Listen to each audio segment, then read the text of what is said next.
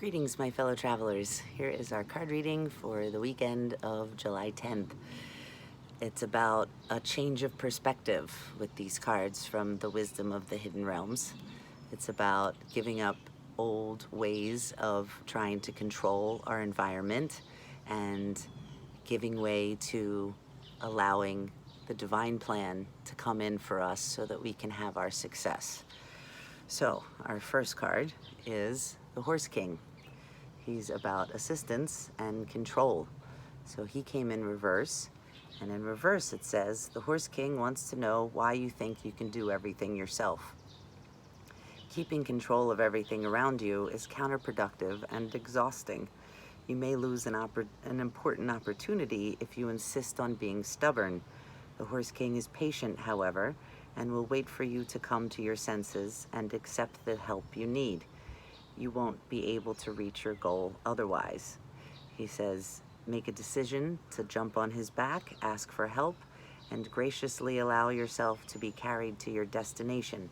Let go of control and amazing things can happen for you. So, giving way to the divine plan instead of your small plan that you think is the plan. How about that? So the next card is the Hungry Ghosts. This card's very interesting. The Hungry Ghosts are about obsessions, scarcity consciousness, and attachment. They came in right side up, and they call attention to what we are being obsessive about. And again, this has to do with control. Do we think that we know and the universe just needs to bend to our will? Are we constantly going over the same story? I have to say, a lot of us that are community-minded and are wanting to make change in the world, we keep posting things that are kind of the same amount of aggression. And yes, we know about all the injustices, but we kind of need to switch up the story a little bit here, because otherwise we can get stuck in just being complaining or angry or anything that robs us of our true present.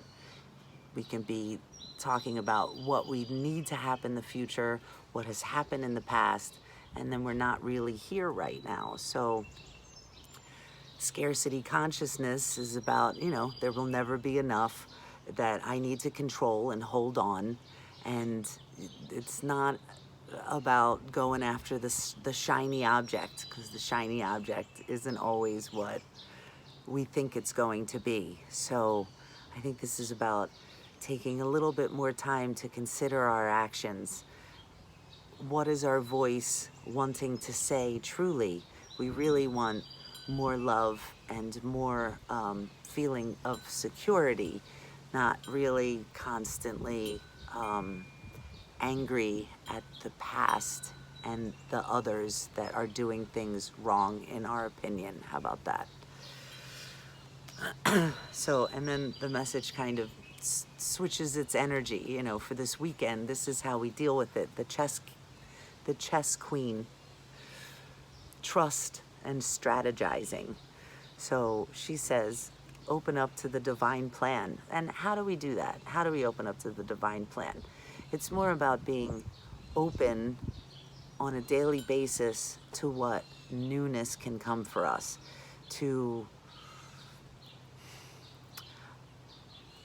open the channels of creativity and love and joy, and not constantly repeating old stories of patterns that aren't working for us. So the chess queen, maybe I can just read you one. She's very interesting. As the chess queen, as your ally, has all the tools you need to aid you in your quest for a life of purpose, peace, and prosperity. When she arrives, you're given the task to ask Spirit for a vision of your life. Also, ask to know the right actions to ensure your part in this process of unfolding. Then, with a sense of trust, allow the strategy to be given unto you by the divine. Are your own goals and desires in alignment with the divine plan for your life? So this is a reminder that there's your plan, and then there's the divine plan.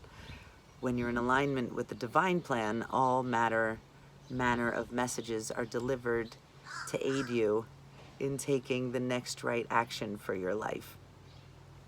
So, as I think that was a crow who was right there, is telling us, listen, you know, there's magic all around us. There's messages from spirit all around us.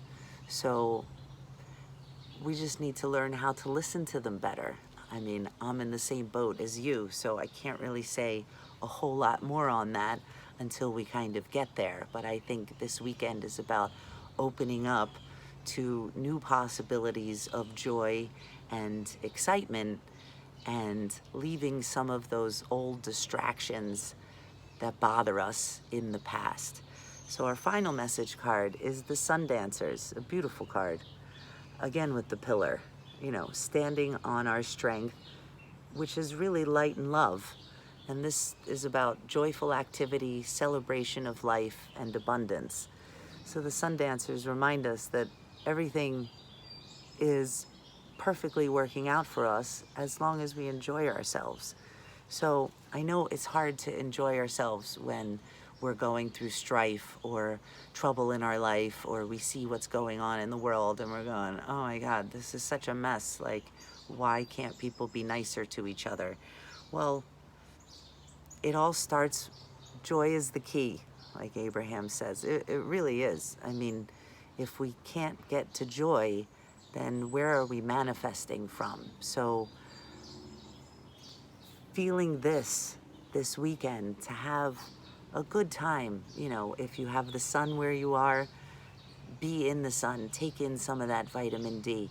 If you have some sort of nature you can go to, go and talk to a tree or a plant and say hi. You know, animals the same way. So that's the message for the weekend. On Sunday, Mercury goes direct. So I think usually when the planets station to go direct, there's like a final message that they give. So I think this weekend it's about letting go of a lot of our scarcity consciousness and fear, and starting to allow the riches of life, which is joy and abundance of whatever it is that you truly need. You know, most of us really don't need $1 billion.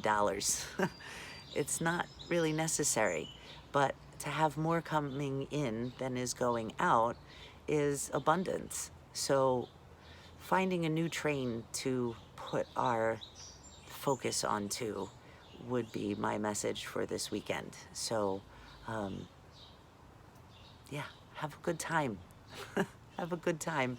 And we'll talk to you on Monday when the energy definitely changes. The animals are running everywhere. So before it starts to rain, I'll close this up. Thank you for watching. Have a wonderful weekend, and I will talk to you on Monday with a brand new reading.